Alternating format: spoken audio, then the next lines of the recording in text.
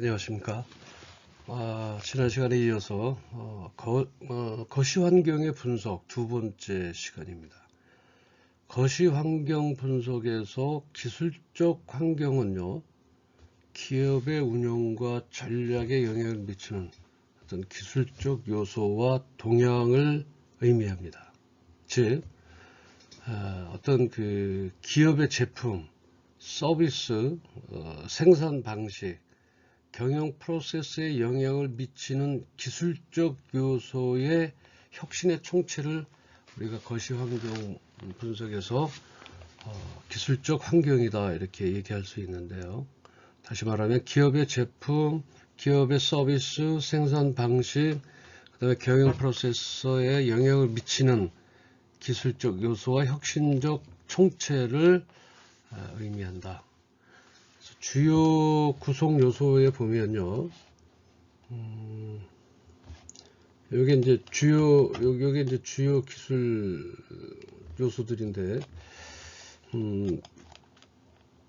신기술 개발 및 혁신, 그 다음에 이제 IT의 인프라의 발전, 디지털로 전환되는 디지털 트랜스포메이션이라고 하는 디지털 전환이 일어나고요. 그 다음에 리서치 앤 디벨롭먼트 해서 연구개발 동향, 이런 것들이 이제 그 주요 구성 요소입니다. 또 이제 두 가지 정도를 추가한다면은 이제 기술 표준 및 규제. 기술 표준은 뭐고, 그것을 컨트롤하는 것은, 규제하는 것은 무엇이냐. 그다음 지적재산권의 환경. 요것들이 이제 주요로 구성되어진 거고요. 그리고 이제 분석의 중요성이 있는데, 기업의 경쟁력과 혁신 능력에 어떤 직접적인 영향을 미치는 이런 것들이 그러니까 기술적 환경의 분석이라고 하는 것은 기업의 경쟁력과 혁신 능력에 직접적인 영향을 미친다라는 얘기입니다. 새로운 비즈니스 모델과 시장 기회를 창출하고, 그 다음에 생산성 향상과 비용 절감에 기여를 한다. 그래서 기술적 환경의 영향은 어떤 것이 있느냐. 기술적 환경의 영향은요, 제품 및 서비스 혁신을 촉진하고요. 그 다음에 기업의 운영 방식과 조직 구조를 변화시킵니다. 고객과의 상호작용 방식을 변화시키고 산업 구조와 경쟁 환경을 재편한다. 그래서 우리가 그 기술적 환경을 하는 분석 방법으로 본다면 기술 트렌드 모니터링을 해야 되고요. 특허 분석도 해야 됩니다.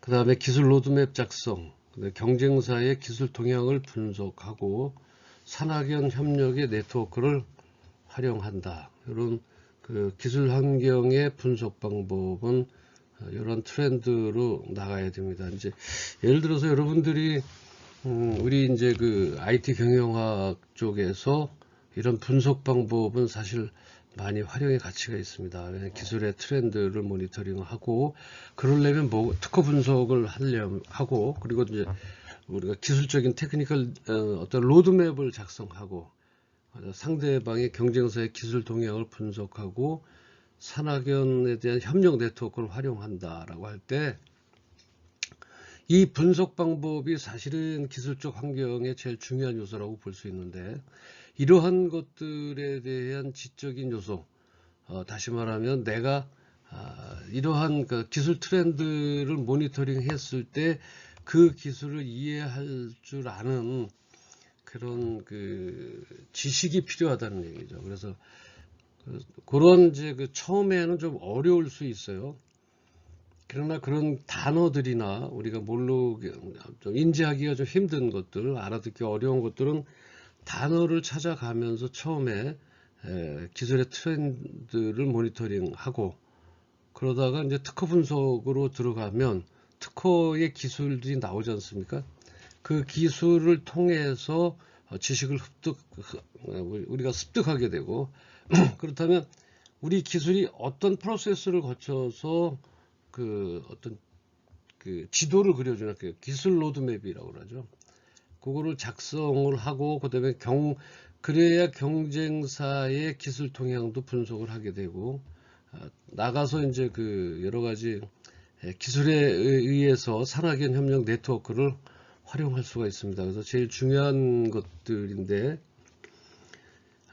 다시 한번 말씀드리면 기술 트렌드 모니터링, 그 다음에 특허 분석할 줄 알아야 돼요. 그래서 기술 로드맵을 작성하고 경쟁사의 기술 동향을 분석해서 그 다음에 이제 우리가 최종적으로 산학연 협력 네트워크를 활용해서 어떤 그 기술을 익히고 또는 우리 회사의 어떤 창업 아이템이라든지 아니면 내가 컨설팅하고자 하는 그 회사의 아이템으로 창업 아이템으로 활용 가치를 줄 수 있다라고 하는 건데, 우리가 이제 경영학이다 그래서 이런 것들을 컨설팅 할 때는 우리가 매니지먼트만 하는 게 아니라 어떤 테크니컬한 어떤 테크니시안으로 어떤 분석 방법도 거시적인 분석 방법도 해야 된다. 그렇다면 그 주요 고려 사항이 있습니다. 예를 들면 인공지능, 빅데이터, IoT, 클라우드 컴퓨터, 이런 컴퓨터 등 4차 산업혁명에 관련된 기술의 발전과 그런 영향, 그 다음에 미치는 그 영향력에 대해서 여러분들이 이해를 해야 된다는 것인데, 친환경 기술과 지속가능성 관련 기술의 발전, 사이버 보안과 데이터 프라이버시 관련한 기술의 중요성들이 이제 증대되어 가고 있습니다. 다시 한번 이제 다시 결론적으로 말씀을 드린다면, 거시적 환경 분석에 있어서 기술적 환경은 여러분들이 어떤 지식 기반에 대한 것들을 스터디를 하셔야 되고, 그런 것들을 이해하고 분석할 줄 알아야 합니다. 분석이라고 해서 뭐 큰 내용은 아니지만 그래도 어느 정도의 분석을 이해할 수 있는 정도의 지식은 가지고 있어야 된다. 그래서 기술적 환경 분석을 통해 어떤 기업은 기술 변화에 따른 기회와 위협을 파악해야 되죠. 그리고 이에 대응하는 전략을 수립할 수 있습니다. 이는 기업의 지속 가능한 성장과 경쟁 우위의 확보에 핵심적인 역할을 하게 됩니다. 그래서 기술적 환경 분석은 그 기업의 어떤 우리 회사의 어떤 위협으로 다가오는 것들, 그리고 우리의 단점들, 위크니스라든지 threat, 어떤 그 위협. 그래서 이제 이런 것들을 통해서 우리가 이제 수학 분석에서 나오는 기회라든지 위협이라든지, 그 다음에 뭐 우리 기업이 어떤 스트렝스한 거, 그죠? 강점이 무엇인지, opportunity에 어떤 기회가 다가오는지에 대해서 우리가 선택과 집중을 통해서 강점을 통한 약점을 보완한다든지, 강점을 통한 위협을 보완한다든지, 이러한 어떤 경쟁 우위의 확보에 핵심적인 역할을 하기 위한 것들은 지피지기입니다. 백전백승이라는 말이 있듯이 우리 회사의 강점과 단점과 기회와 어떤 위협적인 요소를 아주 냉철하게 판단해야 되고요. 그 판단된 내용에 대해서 우리가 나갈 바의 어떤 진행 모습을 우리가 로드맵 한다면 충분히 어떤 그 지속 경영 가능한 회사가 이끌어질 것이다. 저는 이렇게 생각합니다. 그래서 제 기술적 환경이 좀 되게 중요하다. 저는 이제 이런 말씀을 드리고 싶습니다. 나왔듯이 신시장, 신기술 창조 영향의 요인을 어떤 기술적 환경이 준다라는 얘기고요. 기술적 변화, 신제품의 개발이라든지 신시장 기회 유발이라든지 이런 것들을 위해서 우리가 이제 여러 가지 분석도 하고 거기에 대한 약점, 강점을 우리가 끌어내는 것이죠. 자, 그러면 이제 우리 그 사회하고 문화적 환경, 이제 기술적 환경이 제일 중요하다고 얘기했습니다. 근데 그렇다고 뭐 사회적, 문화적 환경이라든지 또 인구 통계학적 환경이라든지 또 정치적 및 법적 환경 요인 같은 거를 전혀 무시할 수는 없습니다. 거기에 뭐라 그러죠? 그 나비 효과라고 하듯이 작은 그 나비의 날갯짓 하나가 크게 도동돼서 올 수가 있기 때문에 기술적 환경만 중요하다 이렇게 말씀드릴 수는 없습니다. 그래서 사회 문화적 환경이라든지 인구 통계적 환경이라든지 정치적 및 법적 환경 요인 같은 것도 유심히 봐야 된다는 거죠. 사회야 문화적 환경들, 예를 들어서 시장 수요라든지 고객 구매 행동에 대한 영향, 또 조직 구성원들의 태도와 행동의 영향, 이러한 것들 문화적 사회적인 그 환경을 고려해야 된다. 이것도 하나의 이제 어떤 문화적 트렌드를 통한 우리 회사 제품, 기업의 제품에 나갈 바를 모색할 수 있다는 것이죠. 지금은 어떤 문화적인 특성이나 트렌드도 많이 변화되어 나가고 있습니다. 왜냐하면 점점점 인구의 고령화와 또 어떤 그 공동화 현상, 그 다음에 MZ 세대의 출현, 이제 뭐 여담입니다만 우리가 이제 저희 나이 또래를 이제 우리 MZ 세대들이 마처 세대다 이렇게 부른다 그래요. 그 뜻은 뭐냐면 부모들하고 같이 대가족 단위를 형성했던 마지막 세대, 즉 우리가 부모님을 봉양하고 부모님을 모시고 살았던 마지막 세대고, 이제 자녀들은 훌훌 어느 정도 나이가 되면 전부 독립해 나가는, 그러고 이제 요즘에는 아이들이 결혼을 하기 전에 자기들이 먼저 다 결정하고, 그리고 이렇게 또 마지막으로 상견례를 한다 그래요. 우리 세대, 저희들 세대에는 있을 수 없었던 그런 내용들입니다. 그래서 이런 문제들에 살아가는 우리 마처 세대들이 이런 사회 문화적 환경에 대해서 과연 얼마나 이해하고 그것을 참아내느냐라고 하는 것도 상당히 어떤 우리가 비즈니스를 살아가는 산업 환경 분석에 있어서 대단한 중요한 역할을 한다라는 말입니다.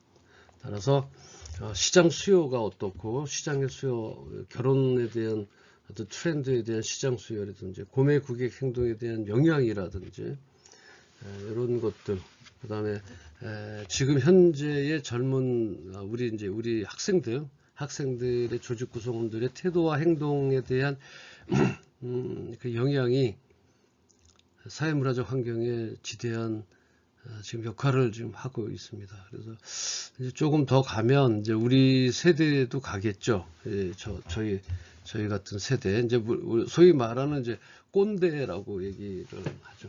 저희들도 어렸을 때 그 꼰대라는 말을 사용을 했지만 그렇게 많은 어쩌다 정말 어쩌다 한 번씩 사용했던 얘기가, 이제 저희가 어떤 베이비부머 세대에서 조금 이해력이 부족하고 젊은이들과 실랑이를 하거나 의견 다툼이 있었을 때 그들은 이 베이비부머 세대를 꼰대라고 부르기도 한답니다.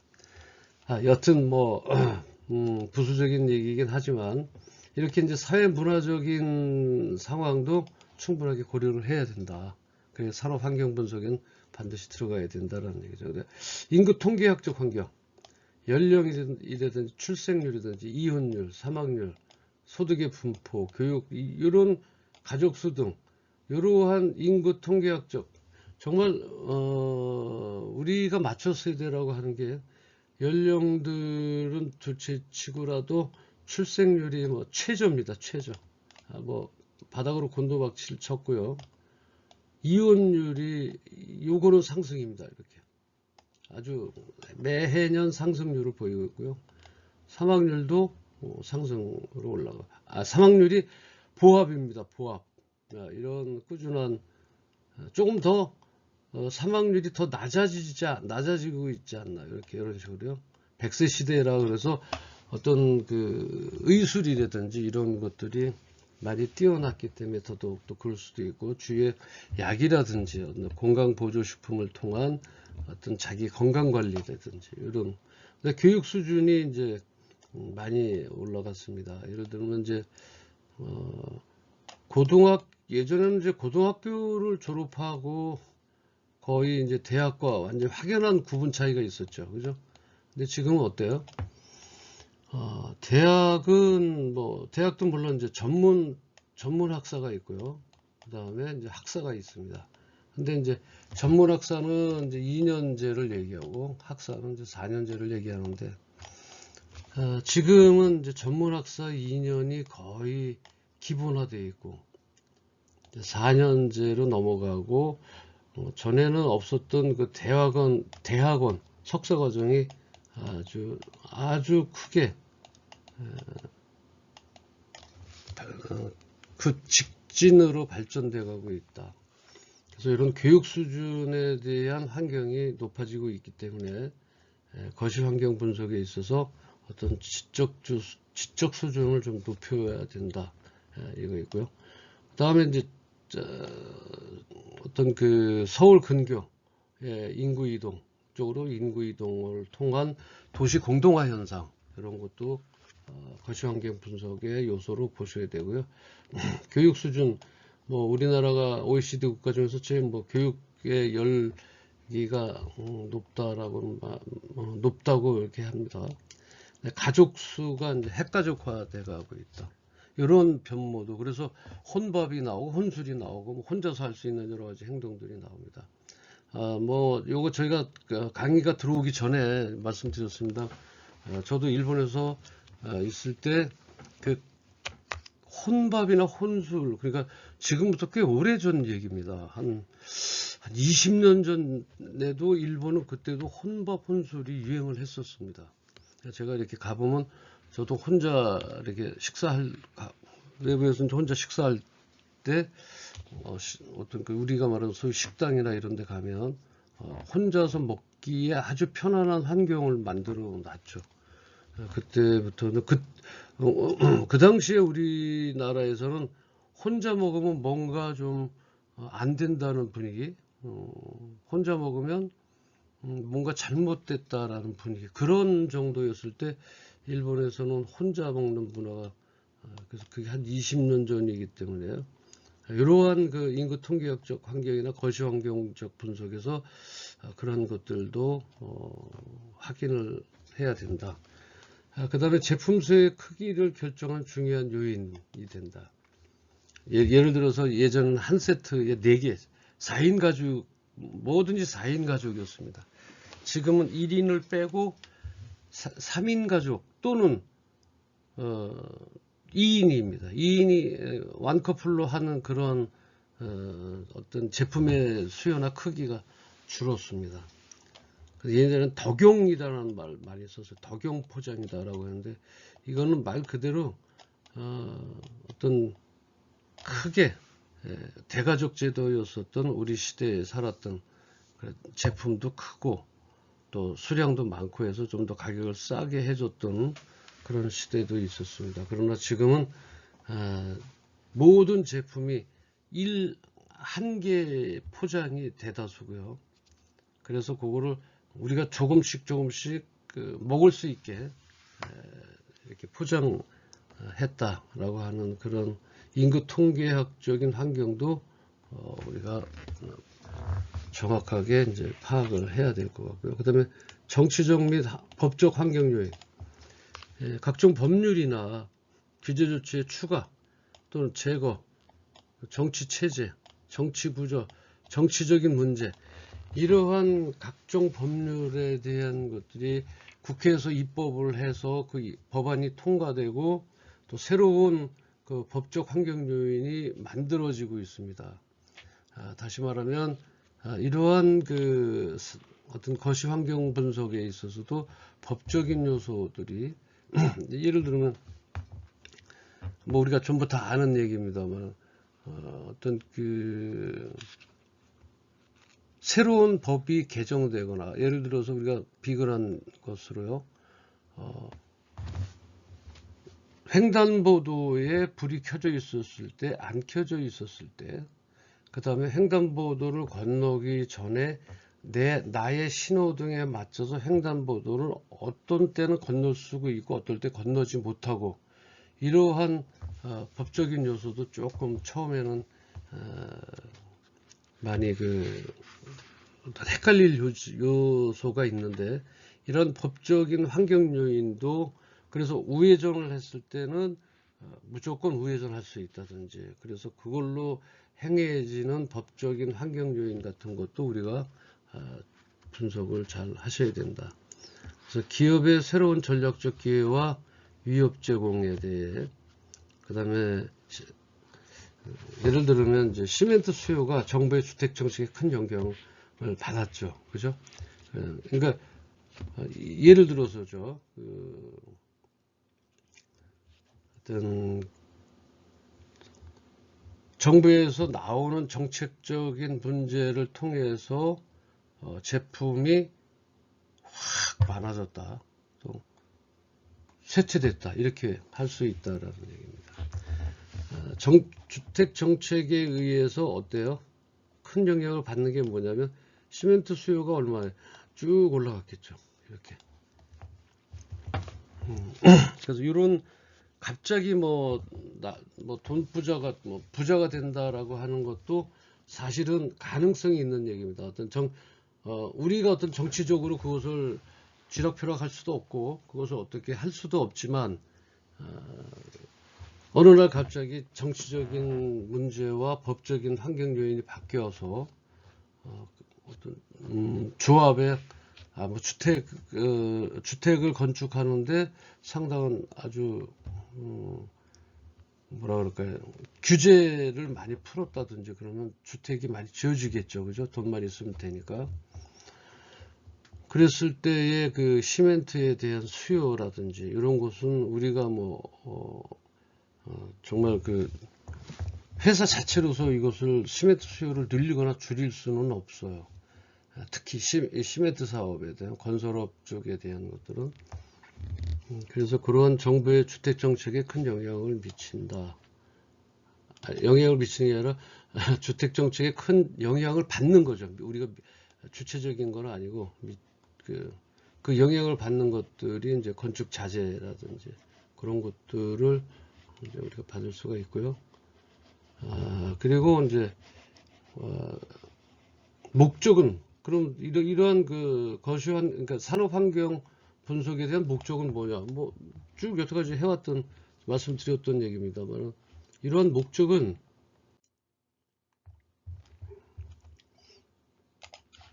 산업 환경 분석의 목적은 뭐냐? 관련 업종의 장기 사업 전망 및 진단을 하기 위한 것이다.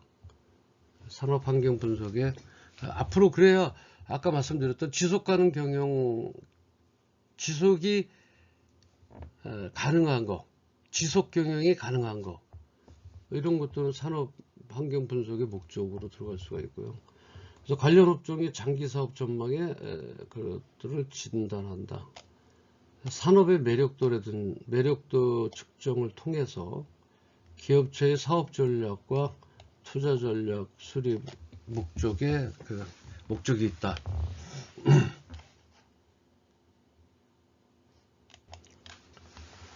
그리고 이제 특정 산업에서 성공할 수 있는 핵심 요인, 이게 뭘 파악하는 거야. 특정 산업에서 성공할 수 있는 핵심 성공 요인을 파악하는데, 경쟁을 위한 최소한의 필요 조건을 파악한다.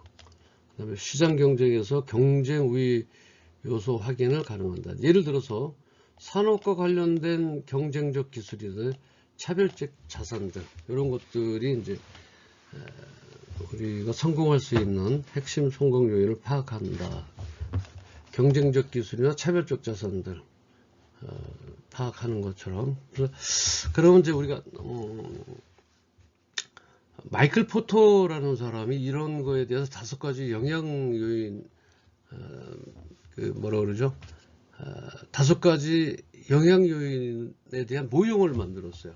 그래서 5가지를 놓고 어떻게 산업 환경의 분석을 우리가 할 것이냐, 좀 많이 도움이 될 것 같습니다. 그래서 요 도표를 보시고 뭐 특별한 도표는 아니지만 그래도 한눈에 도표를 보면서 우리의 그 산업 환경 분석에 대한 체크 포인트가 되지 않을까 이렇게 생각을 합니다. 지금 여기에 보시듯이 이제 파이브포스 모델 어떤 마이클 포터예요. 이분이 이제 5가지 영향 요인 모형을 그렸는데 첫 번째요. 잠재적 경쟁자의 진입 위험이 있어요. 실제적으로는 어떤 그 제일 선두에 나서는 경쟁자라 생각하지 않고 잠재적이다. 이제 다시 말하면 이런 것들이 뭐냐면 그 잠재적인 경쟁자의 진입의 위협은 이런 경우가 있습니다. 대기업에서 정말 생각지도 못한 아주 작은 회사, 소기업들을 그냥 대기업에서 사업계획서를 짰을 때 잠재적인 경쟁자다라고 생각해서 크게 대두시키지 않았습니다. 요거와 유사한 것들이 이제 대체제의 위협인데, 우리 제품이 만약에 없더라도, 그 제품을 대신할 수 있는 그 대체제들의 위협이 상당히 우리의 그 경쟁 요인의 하나로 꼽힐 수 있다. 그래서 대체제의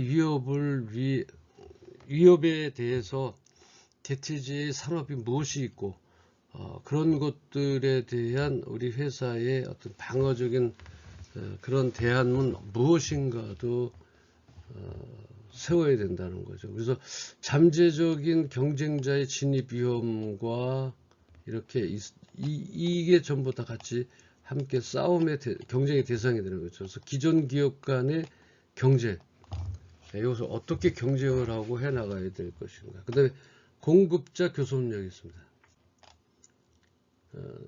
물건을 우리가 이제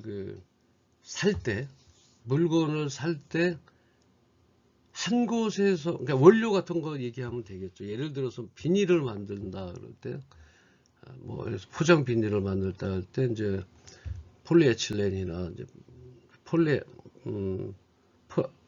BP요. 갑자기 생각이 안 나네. PP인데 PP나 PE, 폴리에틸렌이라든지 이런 것들을 구입을 할 때 사실은 PP나 PE의 그러니까 HDPP나 LDPP 이런 것들은 대기업에서 판매를 합니다. 그래서 이것을 원료로 해서 많은 제품들이 쏟아져 나오죠. 그래서 이러한 제품 생산은 정말 그 대기업이 아니면 손을 건들 수 없을 정도로 상당히 크죠. 그래서 이러한 것들이라든지 또는 이제 우리가 건설업에 들어가는 샌드위치 판넬 같은 거를 제조를 할 때 그 샌드위치 판넬에 들어가는 철판이 있죠. 그 철판들이 보통 이제 대기업에서들 다 생산을 하죠. 그래서 공급자들이 대기업이다 보니까 또는 예를 들면 중장비 같은 경우도 대기업입니다. 이런 중장비를 사고자 할 때도 대기업하고 어떤 교섭력이 없으면요, 물론 살 수는 있습니다. 그러나 다른 사람들은 한 달 만에 돈을 내서 어떤 구입하는 반면에 어떤 분들은 돈을 내고도 1년 있다 이렇게 구입할 수도 있다는 얘기죠. 그러면 모든 그 계획력이나 그런 것들이 많이 떨어질 수 있다. 그래서 공급자 교섭력, 물건을 사는 사람이 소비자인데 소비자가 왕이 아니라 사실은 공급자들이 갑인 경우들이 많아요. 아까 말씀드렸듯이 플라스틱 어떤 원재료라든지 한화라든지 거기서 이제 생산을 하지 않습니까? 그 다음에 포항제철에서 철판이라든지 철강을 해야 이제 예를 들어서 그 철판을 가지고 닥트라고 하는 거 있죠. 여러분들 음식점에 가보면 천정에 이렇게 에어나 이제 그 연기를 빼는 그 닥트 시설, 또 내부의 환경 에어 이제 어떤 그 쾌적한 공기 유입을 위한 것들, 이런 것들이 이제 닥트라고 얘기하는데, 그 닥트를 제조하는 분들이 좀 영세 업체들이 많습니다. 그러다 보니까 어때요? 그 원료인 철판을 구입하기 위해서 공급자, 즉 대기업하고의 여러 가지 가서 대기업들하고도 어떤 교섭력을 가져야 또 적시적소에, 안 주는 건 아니지만 적시적소에 델리버리가 빠른 그런 공급을 받을 수 있다라는 얘기입니다. 따라서 공급자 교섭력에도 그 분석을 산업환경 분석 쪽에서 이 공급자 교섭력도 대단히 중요하다, 이렇게 말씀드릴 수 있고요. 이제 그래서 이 공급자들을 다변화할 필요 있어요. 한 군데가 아니라 조금 비싸더라도 어쩌다 한 번씩은 그럼 좀 약간의 마진을 우리가 조금 상쇄할 부분이 된다고 한다면 조금이라도 조금 비싼 곳에서 구입을 해서 그들과의 교섭력을 갖는 것도 중요하다, 이렇게 말씀드릴 수가 있습니다. 그리고요, 마지막으로 요 이제 수요자 교섭력이죠. 요 수요자들도 중간에서 납품하는 분들이죠. 요 중간 계층에 계셔서 실제 엔드유저, 그러니까 실사용자죠. 실제로 이 엔드유저들이 에서 일반적인 그 공급 수요자들에 대한 교섭력도 필요하다는 얘기고요. 그 다음에 실제적인 엔드유저도 어떤 갖추어져 있어야 된다라고 하는 경우가 있습니다. 그래서 이 5포스 모델, 이거는 마이클 포터인데 되게 간략한 것 같지만, 여러분들이 봤을 때 도표적으로 되게 간략한 것 같지만 상당히 중요한 요소입니다. 산업환경 분석에서 이 5포스 모델을 거치지 않는 회사들이 없습니다. 그래서 일단 대표적인 큰 그림에서 이렇게, 이게 거시적인 환경 분석이다 보니까 이런 범위 내에서 이렇게 요소들을 전부 다 적어서, 마지막 요걸 안 했네요. 요거 안 했네. 잠깐. 요건 뭐 말씀하시다, 요 글로 보듯이 기존 기업 간의 경쟁, 뭐 공급자 교섭력, 수요자 교섭력들이지만 실제적인, 그래서 여기다 이제 빨갛게 제가 해놨는데요. 뭐 제가 해놓은 건 아닙니다. 원래 이제 그 책에 나올 때 이렇게 빨갛게 나왔지만, 이 기존 기업 간의 경쟁이 이제 제일 치료하죠. 그래서 여기 이제 레드 오션이라 해서 빨간 걸로 칠해놨는데요. 이런 그 기존 기업 간의 경쟁은 누구나 다 생각하고 할 수 있고 진행돼 가고 있죠. 그러나 그에 대한 산업 환경의 분석을 하려면요, 그 주위의 것들을 무시 못한다는 얘기죠. 공급자 교섭력도 해야 되고요, 수요자 교섭력, 대체제의 위협, 우리 제품이 없어도 그 제품을 어떻게 사용할 수 있는지에 대한 잠재적 경쟁자의 진입 위협, 이렇게 나눌 수가 있습니다. 그래서 이 마이클 포터의 5가지의 그 영향 요인 모형들을 이렇게 보면서, 자, 그렇다면 잠재적 경쟁자의 진입 위험, 이 잠재적 경쟁자의 진입 위협은 어떤 것들이 있는지 조금 더 자세하게 살펴보겠습니다. 왜 이게 중요하거든요. 이게 이게 지금 여기에 요거 하나부터 지금 들어갈 거거든요. 이 들어가다 보면 여기 좀 자세한 내용이 많이 나옵니다. 어떤 방법으로 어떻게 해야 될지, 여러분들에겐 실제적으로 어떤 사전적인 의미가 있습니다. 그래서 이런 것들, 공급자 교섭력은 어떻게 해야 돼, 이거 중요하기 때문에 한번 또 이게 해놓고 다음에 또 가서 여기에 들어가면 좀 헷갈릴 수가 있습니다. 그래서 여러분들이 이거를 충분히 알기 위해서 5가지 우선 그 외향적인 것만 이제 간략하게 설명드렸고요. 요것들에 대한 이렇게 영향 요인 모형을 머릿속에 그려보세요. 왼쪽에는 공급자 교섭력, 오른쪽엔 수요적 교섭력, 위에는 뭐예요? 잠재적인 뭐죠? 경쟁자의 진입, 위험, 그리고 아래로는 대체제의 위협이 이렇게 있고요. 실제적인 내가 지금 전투 현장에는 뭐가 있어요? 기존 기업 간의 경쟁이 있다라고 하는 것을 머릿속에 놓으시고, 다음 시간에는 잠재적 경쟁자의 진입 위험이 현재 경쟁 관계는 그러니까 현재 경쟁 관계는 아니지만 언제든 진입 가능한 기업이다. 그래서 시장 확대를 노리는 기업이 있고, 제품